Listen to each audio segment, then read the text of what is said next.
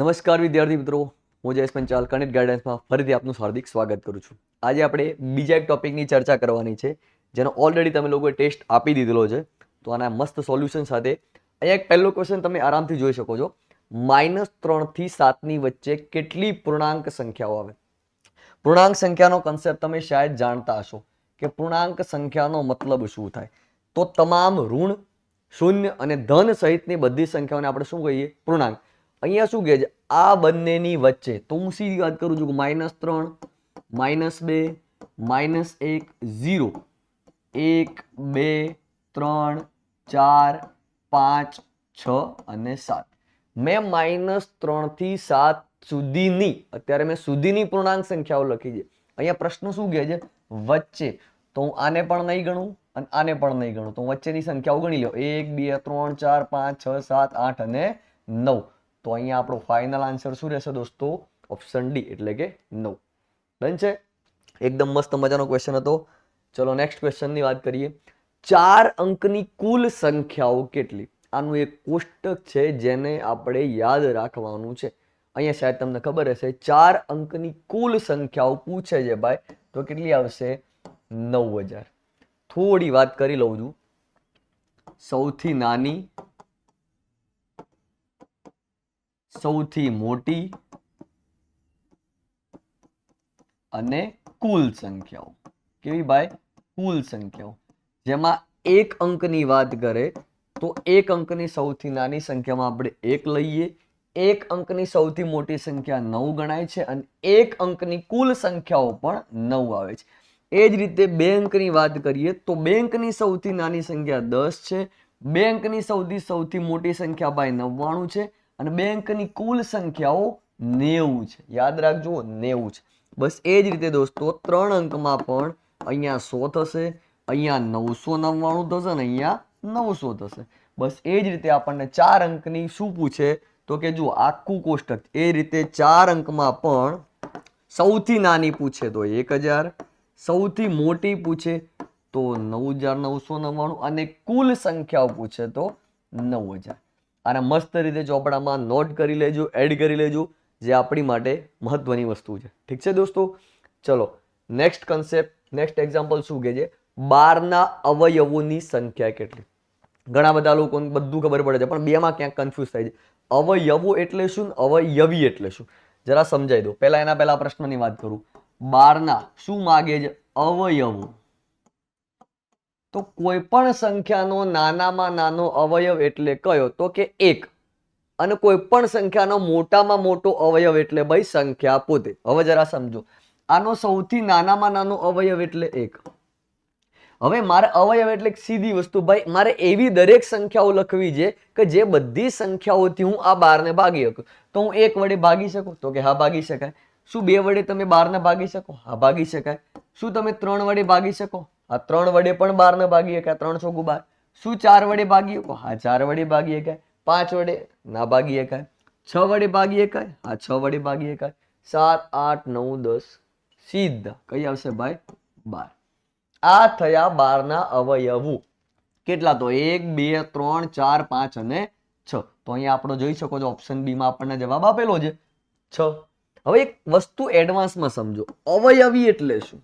શું કહે છે ભાઈ? અવયવી એટલે શું એમ પૂછે. 12 ના અવયવી કેટલા? કોઈ કહેશે ભાઈ? ન ખબર હો તો ધ્યાન રાખજો. એનો જવાબ શું આવશે? અનંત, અસંખ્ય.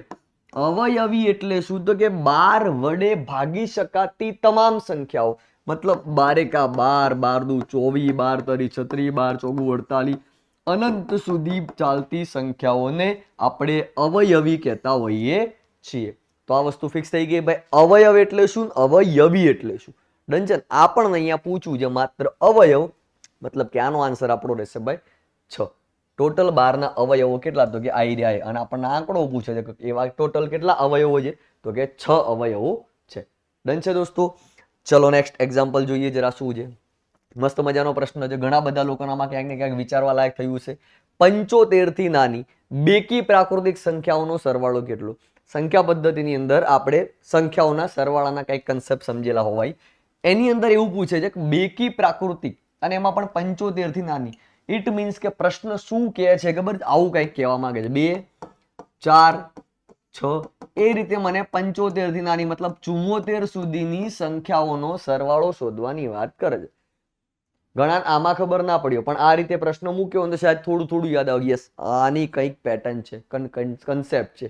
અને જ્યારે આપણે આપણા કોર્સની અંદર સમજેલા છીએ કે જ્યારે બેકી સંખ્યાઓનો સરવાળો આપેલો હોય ત્યારે સીધી શોર્ટકટ કી શું છે, તો જે છેલ્લી સંખ્યા છે એના હું અડધા કરી નાખું. અડધા એટલે ભાઈ કેટલા? 37 ગુણ્યા 38. મારો સીધો ફાઇનલ આન્સર આ બેનો ગુણાકાર કેટલો થશે ભાઈ? 1406. કેટલો થશે ભાઈ? 1406. ડન છે. સીધી વાત, કશું હું કરતો નથી, તમે શાંતિથી સમજો. હું બેકી સંખ્યા હોય ને તો અડધા ગુણ્યા પછીની સંખ્યા, એટલે મારો ફાઇનલ આન્સર દોસ્તો શું રહેશે ભાઈ? 1406. કેટલો રહેશે ભાઈ? 1406. ચલો નેક્સ્ટ એક્ઝામ્પલ શું છે? 3285 માં અહીંયા લખું છું ભાઈ, 3285 માં 2 ની સ્થાન કિંમત અને 5 ની સ્થાન કિંમતનો તફાવત. ચલો 2 ની સ્થાન કિંમત કેટલી? તો કે ભાઈ 200. એકમ દશક અને 100 ના સ્થાને છે. 5 ની સ્થાન કિંમત તો કે ભાઈ 5 પોતે. અને આ બંને વચ્ચે શું માંગેલો? તફાવત માંગ્યો. તો હું 200 માંથી 5 કાઢી લઉં તો મારો ફાઇનલ આન્સર શું રહેશે ભાઈ? 195. 195. 195. સમજ્યા જગ નથી સમજાતું? તો ઠીક. ચલો નેક્સ્ટ એક્ઝામ્પલ. અહીંયા -12 લખેલા છે, અહીંયા -5 લખેલા છે અને અહીંયા કઈક નિશાનીઓ આપેલી છે. એટલે આ તો બુદ્ધિ ના હોય તો આવડે. આ સંખ્યા નાની કહેવાય કે મોટી? તો કે માઇનસમાં જેમ જેમ સંખ્યા વધતી જાય એમ એની કિંમત ઘટતી જાય. સીધી વસ્તુ છે. માઇનસમાં સંખ્યા ઘટતી જાય એમ એની કિંમત, જેમ કે હું એમ કહું 0 1 2 આ બધી ધનવાળી, અહીંયા -1 -2 -3, તો કે આમ એની કિંમત છે ને એની વેલ્યુ ઘટતી જાય છે ભાઈ, અને આમ એની કિંમત વધતી જશે. અને આપણને એમ પૂછે કે અહીંયા નિશાની શું? તમે શાંતિથી સમજીએ કે ભાઈ આ નાની સંખ્યા છે અને આ મોટી સંખ્યા છે, આની કિંમત મોટી છે. તો આપણો ફાઇનલ આન્સર અહીંયા શું રહેશે ભાઈ? Option she is the correct answer. કારણ કે આની કિંમત વધારે છે, આની કિંમત ઓછી છે. બરાબર ને? ઓકે, ચલો નીચે આપેલા વિધાનો ચકાસીએ ભાઈ કે શું પ્રશ્ન કહે છે. વર્ગમૂળમાં 51 એ અસમય સંખ્યા છે, સોરી સમય સંખ્યા છે. જેનું વર્ગમૂળ નીકળે અને ઘનમૂળ નીકળે એને જ સમય સંખ્યા કહેવાય. મતલબ આ નથી, સાચું નથી એમ. પાઈ એ અસમય સંખ્યા છે. યસ, પાઈ અસમય સંખ્યા છે. પ્રત્યેક સમય સંખ્યા વાસ્તવિક સંખ્યા કહેવાય. બરાબર છે ભાઈ? તમામ સમય અને અસમય બધી સંખ્યાઓને વાસ્તવિક સંખ્યા કહેવાય. અહીંયા કંઈક આવું આપણે જોઈ લીધું. એના પરથી કંઈક ઓપ્શન આપેલા છે. ફક્ત 1 અને 3 સાચા? ના, 1 સાચું નથી. ફક્ત 2? ના. ફક્ત 2 અને 3 સાચા? તો યસ, આપણો જવાબ મળી ગયો આપણને ઓપ્શન સી. અહીંયા બીજું અને ત્રીજું વિધાન સાચું છે, પહેલું વિધાન ખોટું છે. ઠીક છે ને? પહેલું વિધાન ખોટું છે. મતલબ કે આ વર્ગમૂળમાં 51 એ સમય નથી, પણ કેવી સંખ્યા છે ભાઈ? અસમય સંખ્યા છે. કેવી સંખ્યા છે? અસમય સંખ્યા છે. ક્લિયર છે? ડન. ચલો નેક્સ્ટ એક્ઝામ્પલ જોઈએ ભાઈ, 8 નંબરનું. 1 કિલોમીટર બરાબર ખાલી જગ્યામાં. ઘણી વખત છે ને ફેક્ટ ડેટા આપણને પરીક્ષામાં પૂછતા હોય છે, તો આવી નાની વસ્તુ યાદ રાખવી ભાઈ. 1 કિલોમીટર બરાબર 0.6214 માઇલ થાય. કેટલા થશે દોસ્તો? 0.6214 માઇલ થશે. ચલો, સૌથી નાની પ્રાકૃતિક અને સૌથી નાની પૂર્ણ સંખ્યાનો તફાવત કેટલો? સંખ્યા જ્ઞાનને ભણેલા જો, ન ભણ્યા હોય તો એકવાર મસ્ત રીતે ભણી લેવું. સૌથી નાની પ્રાકૃતિક સંખ્યા કઈ થશે ભાઈ? 1. અને સૌથી નાની પૂર્ણ સંખ્યા કઈ થશે દોસ્તો? 0. અને આ બંને વચ્ચે તફાવત એટલે બાદબાકી. તો અહીંયા મારો ફાઇનલ આન્સર મને શું મળે છે ભાઈ? 1. એટલે અહીંયા મારો ફાઇનલ આન્સર શું રહેશે દોસ્તો? 1. તફાવત એટલે હંમેશા મોટામાંથી નાનું બાદ. અહીંયા તો તોય પ્રાકૃતિક પહેલું આપ્યું છે ને પૂર્ણ પછી આપ્યું છે. ઘણી વખત પૂર્ણ પહેલા આપે, પ્રાકૃતિક પછી, તો કોઈ જ પ્રકારની ઉપાધિ નહીં. તફાવત શબ્દ ક્યાંય જોવા મળે, આનો સીધો મતલબ કે મોટામાંથી હું નાનું બાદ કરીશ. આટલી જ મારી પેટર્ન છે. બરાબર ને? ચલો નેક્સ્ટ એક્ઝામ્પલની વાત કરીએ દોસ્તો. 1 થી 100 સુધીની સંખ્યાઓ લખવામાં આવે તો કુલ કેટલા અંકો મળે? કુલ કેટલા અંકો મળે? 1 થી 100 સુધીની સંખ્યાઓ લખવામાં આવે તો કુલ કેટલા અંકો મળે? ફેક્ટ ડેટા છે 192. 192. 192. યાદ રાખજો ભાઈ, કારણ કે 2 અંકોની સંખ્યાઓની શરૂઆત ક્યાંથી થાય છે? તો કે 10 થી લઈને 99 સુધી. આ બધા છે ને 2 અંકોની સંખ્યાઓ છે. અને આપણને 1 થી 100 સુધી મળે તો 2 અંકોની સંખ્યાઓ ટોટલ એવું 180 થશે અને બીજી 12. એમ કરીને ટોટલ 192 સંખ્યાઓ આપણને મળે છે. ચલો મસ્ત મજાનું તમે જોઈ શકો છો. ચલો ક્વેશ્ચન શું છે તો કે 2 અંકની એક સંખ્યાના અંકો સમાન છે. એકદમ આરામથી મસ્ત રીતે પહેલા પ્રશ્ન સમજી લેજો, બિલકુલ ઉતાવળ નહીં કરીએ. 2 અંકોની કોઈ એક સંખ્યાના અંકો સમાન છે. હું ચેક કરી લઉં કે આમાં કઈ 2 અંકના અંકો જે સંખ્યાઓ છે એના અંકો સમાન છે. તો કે આમાં a માં અને આમાં મને જોવા મળે છે. એટલે હું આને થોડું સાઈડમાં રાખી લઉં જેથી આપણું કામ છે ને થોડું સરળ થઈ જાય, બરાબર ને. શું કહે છે તે અંકોનો સરવાળો તે જ સંખ્યાના અંકોના ગુણાકાર બરાબર થાય. હું માની લો આ 2 નો સરવાળો કરું ભાઈ, આ 2 નો સરવાળો કેટલો થાય તો કે સાહેબ 2 થાય. આ 2 નો ગુણાકાર તો 1 થાય, એના બરાબર થાય તો કે ના થાય. આ 2 નો સરવાળો કેટલો થાય તો કે સાહેબ 2 ને 2 4 થાય. આ 2 નો ગુણાકાર કેટલો થાય તો કે 2 દુ 4 થાય તો કે બસ એવી સંખ્યા કઈ મળે છે ભાઈ ઓપ્શન બી માં. મતલબ પ્રશ્ન શું કહે છે કે 2 અંકોની એક સંખ્યાના અંકોનો સરવાળો તે જ સંખ્યાના અંકોના ગુણાકાર બરાબર થાય. આ 2 નો સરવાળો 2 થાય પણ ગુણાકાર 1 1 જ થાય.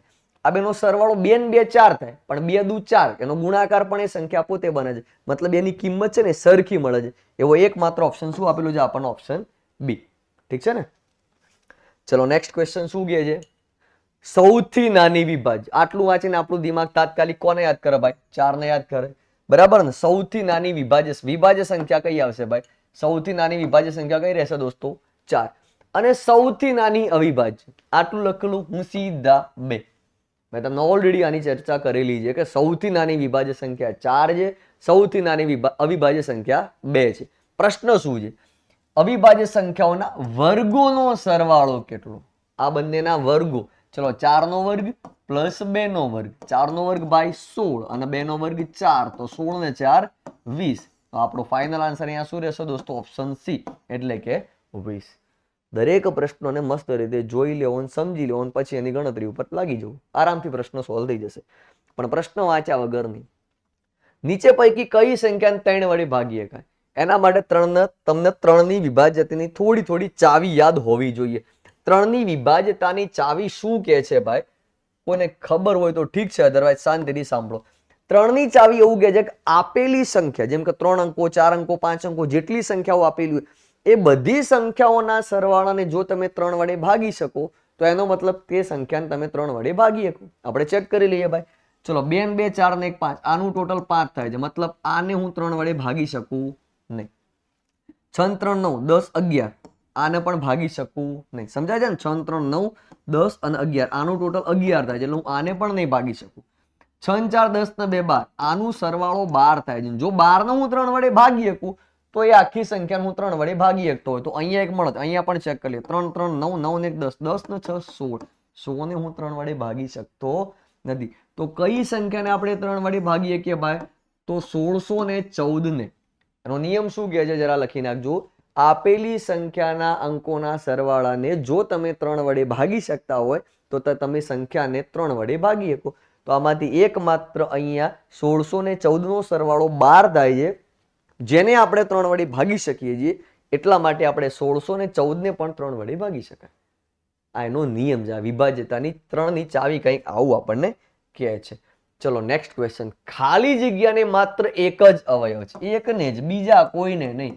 એકને જ માત્ર એક અવયવ છે. બાકી બધાના 2 અવયવો હોય. સંખ્યા પોતે અને એક. તો માત્ર એક જ એવી સંખ્યા છે જેને માત્ર એક જ અવયવ છે. જે અમુક ફેક્ટ ડેટા છે જે ક્લિયર હોવા જોઈએ. ચલો એક કંઈક ટોપિક સારો છે. અહીંયા તમને કંઈક ગુણાકાર આપેલા છે એવું છે કે એમનો એકમનો અંક કેટલો થાય. તો એકમનો અંક શોધવા માટે જો ગુણાકાર જ આપેલો છે તો એમના એકમના અંકોનો ગુણાકાર કરીને ચેક કરી લઈએ ભાઈ. ચલો 5 તરી 15. અહીંયા એકમનો અંક 5. 5 5 6 30. 30 કરતા એકમનો અંક કેટલો મળ્યો ભાઈ? 0. મતલબ કે આપણો અહીંયા ફાઇનલ આન્સર શું રહેશે દોસ્તો? 0 રહેશે. શું રહેશે ભાઈ? 0. ચલો નેક્સ્ટ ક્વેશ્ચન કંઈક એવો છે પણ અહીંયા ઘાતવાળી સંખ્યા આપેલી છે ને એમનો એકમનો અંક આપણને શોધવાની વાત કરે છે. જો અમુક વસ્તુ છે ને હવે અહીંયા આપણી જોડે ભણવાનો અત્યારે સમય નથી. સીધું હું કન્સેપ્ટ સમજાવું. એકની ગમે એટલી ઘાત કરીએ ને ગમે એટલી એ સંખ્યાનો એકમનો અંક આખી જિંદગી એક જ રહે. કેટલો રહે ભાઈ? એક જ રહે. ગુણ્યા 5 ની ગમે એટલી ઘાત કરીએ ને તો એ સંખ્યાનો એકમનો અંક હંમેશા 5 જ રહે ભાઈ. તો 5 × 5 એટલે આપણો અહીંયા ફાઇનલ કન્ફર્મ આન્સર શું રહેશે ભાઈ? 5. ચાર સંખ્યાઓ છે કે એની ગમે એટલી ઘાત કરીએ ને ભાઈ તો એનો જે એકમનો અંક છે ને એ સંખ્યા પોતે જ મળે. એવી ચાર સંખ્યાઓ કઈ કઈ છે તો કે 0 કઈ કઈ છે ભાઈ તો કે 0 છે, 1 છે, 5 છે ને 6 છે. આ અંકો જ્યારે અહીંયા એકમના અંકમાં આપેલા હોય એટલે એ સંખ્યા પોતે મૂકી દે, જાજી ઉપાધિ કરવાની થતી નથી. ચલો નેક્સ્ટ ક્વેશ્ચન શું છે, જો હમણાં જ કીધું એ પ્રમાણે એક આપેલો છે, એકની ગમે એટલી ઘાત કરશો તો મતલબ અહીંયા તો મને એક જ મળવાના છે, પ્લસ અહીંયા હું 0, તો એટલે આ બેનો સરવાળો છેલ્લે કેટલો થશે ભાઈ 1. મતલબ કે આપણો અહીંયા છેલ્લો અંક કયો હશે દોસ્તો, 1 હશે. બરાબર ને? જો વધારે ટેન્શન નહીં લેવાનું, એના જે નાના નાના કન્સેપ્ટ છે એને સમજી લ્યો. બીજી એક વસ્તુ જોડે જોડે યાદ રાખી લેજો, 4 છે. હું 4 ની 1 ઘાત કરું તો તમને બધાને ખબર છે 4 આવે. હું 4 ની 2 ઘાત કરું તમને બધાને ખબર છે 16 થાય. 4 ની 3 ઘાત કરું તમને બધાને ખબર કેટલા થશે, 64 થશે. 4 ની 4 ઘાત કરું તમને બધાને ખબર, ચોગું ચોગું 100, 100 નો વર્ગ 256. હવે તમે એક વસ્તુ શાંતિથી સમજી લ્યો, જો આ 1 ઘાત, આ 3 ઘાત, આ 2 ઘાત, આ 4 ઘાત, જો આ ઘાત એકી છે તો હંમેશા એકમનો અંક કેટલો મળ્યો, 4 જ મળ્યો. જો અહીંયા ઘાત બેકી સંખ્યામાં છે તો એકમનો અંક હંમેશા કેટલો મળ્યો ભાઈ, 6 મળ્યો. તો એના પરથી સીધી શોર્ટકટ કી ઉઠાઈ લો ને ભાઈ, કઈ તો જો 4 એકમના અંકમાં આપણને આપેલા છે એમાં પણ ઉપરાંત જો તમને અહીંયા 4, જો અહીંયા એકી ઘાત છે તો સંખ્યા પોતે, મતલબ કે આની આ જે સંખ્યાની 871 ઘાત કરતા હોઈશું એનો એકમનો અંક જે છે હંમેશા 4 જ હશે. અને અહીંયા બેકી ઘાત છે તો બેકી ઘાત એનો જવાબ 6 રહેશે. અહીંયા સરવાળો કીધો જો બાજુ, એટલે આ બેનો સરવાળો કેટલો થાય 10 ને એનો ફાઇનલ આન્સર શું મળે છે ભાઈ 0. મતલબ કે આપણો આ પ્રશ્નનો જવાબ શું રહેશે દોસ્તો, 0 રહેશે. કેટલો રહેશે ભાઈ, 0 રહેશે. બરાબર ને? ચલો 19 રહી ગયો ને, યસ. અહીંયા જુઓ, અહીંયા 2 આપેલા છે સાહેબ. હમણાં તમે કઈક એવું કીધું હતું કે 0 છે, 1 છે, 5 છે, 6. ચલો એ ડન. 4 વાળું કઈક વાત કરી. હવે આ 2 છે શું કરવું, તો હવે એની બીજી શોર્ટકટ છે. એનો જે લીગલી નિયમો કે છે એ નિયમનો થોડો સાઈડમાં રાખીને એક વસ્તુ કહું, 2, 3, 7 અને 8. અહીંયા રકમમાં 2, 3, 7 અને 8. જ્યારે આ 4 અંકો આપે ત્યારે સીધી શોર્ટકટ, જો મનમાં જ ગણીશું, આ જે કાંઈ પણ સંખ્યા આપેલી છે એ બધાને મૂકી પાછળના 2 આંકડાને તમે 4 વડે ભાગી લો. 80 ને હું 4 વડે ભાગી શકું, અહીંયા 81 છે, હું 80 સુધી 4 વડે ભાગી શકું. મતલબ શેષ કેટલી વધી ભાઈ 1. તો આ 2 ની હું 1 ઘાત કરી દઈશ અને 2 ની 1 ઘાત થશે ભાઈ 2 પોતે. એટલે આપણો અહીંયા જવાબ શું રહેશે દોસ્તો, 2. નો સમજ્યા? સમજો હું શું કહું છું. જ્યારે એકમના અંકમાં તમને કાં તો 2 દેખાય, કાં 3, કાં 7, કાં 8, તો શું કરવાનું, જેટલી બી ઘાત આપેલી છે એના એકમ દશંકના સ્થાનોને, કારણ કે 4 ની વિભાજ્યતાની ચાવી એવું કહે છે કે કોઈ પણ સંખ્યાના પાછળના 2 અંકોને તમે 4 વડે ભાગી શકો તો આખી સંખ્યાને 4 વડે ભાગી શકો. અને હકીકતમાં ઘાતવાળી સંખ્યાનો એકમનો અંક શોધવાનો નિયમ જ એવું કહે છે કે ઘાતને 4 વડે ભાગો, જે શેષ વધે એ આપેલ મૂળ સંખ્યાના ઘાતમાં મૂકો. તો મેં મનમાં 81 ને 4 વડે ભાગી લીધા, તો મેં 81 ને ભાગતો ગયો તો 40 સુધી ભાગી શક્યો અને એક શેષ વધી, તો એ એક શેષને મેં આ 2 ની ઘાત મૂકી દીધી. તો મારો ફાઇનલ આન્સર અહીંયા શું રહેશે દોસ્તો, 2. ડન છે? ચલો જોઈએ જરા નેક્સ્ટ ક્વેશ્ચન. જો હમણાં કીધું એ પ્રમાણે 3 આવી ગયા, ઓકે. આખી સંખ્યા નહીં, હું 99 ને ભાગવાનો ટ્રાય કરું છું. 99 ને મારે 4 વડે ભાગવાનું તો મને થોડા ઘડિયાળો 24, 4, 96 સુધી ભાગી શકાય. તો શેષ કેટલી વધી ભાઈ 3. 96 થી 97, 98, 99. તો હું કશું જ નહીં કરવાનું, 3 ની 3 ઘાત લખી નાખે. 3 નો ઘન કેટલો થશે ભાઈ 27. અને એનો એકમનો અંક દોસ્તો કેટલો મળ્યો આપણને, 7. તો આપણો આ પ્રશ્નનો ફાઇનલ કન્ફર્મ આન્સર આપણને શું મળશે દોસ્તો, સી, એટલે કે 7. ડન છે દોસ્તો? ચલો નું શું છે નેક્સ્ટ, ફરીથી જે ફાસ્ટ ટ્રેક બેચ ઓલરેડી કોન્સ્ટેબલની ચાલુ થઈ ગઈ છે. આખી ફેકલ્ટી ટીમ છે, શું ફેસિલિટી છે અને એની કાંઈ પણ ડિટેલમાં તમને ઇન્ફોર્મેશન જોઈએ છે, તમે આપેલ નંબર પર ફોન કરીને ટોટલ ઇન્ફોર્મેશન મેળવી શકો છો. તો મળીએ મિત્રો નેક્સ્ટ ટોપિક સાથે. ચલો જય હિન્દ, જય ભારત.